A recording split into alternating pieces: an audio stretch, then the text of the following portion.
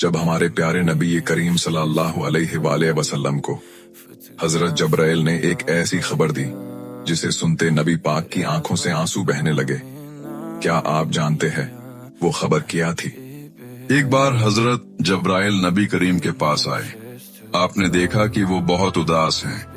आपने पूछा, जब्राइल, क्या वजह है कि आज मैं तुम्हारे चेहरे पर गम देख रहा हूँ? जब्राइल ने अर्ज किया, ऐ अल्लाह के रसूल, मैं जहन्नम देख कर आया हूँ। इसके 7 तबके हैं।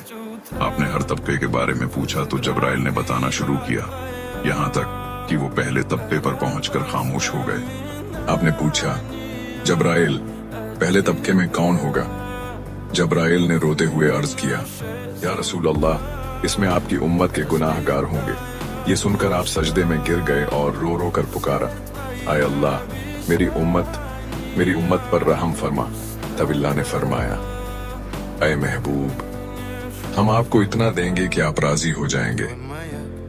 आपने फरमाया, मैं तब तक राजी नहीं हूंगा जब तक मेरा आखिरी उम्मती भी जन्नत में न चला जाए।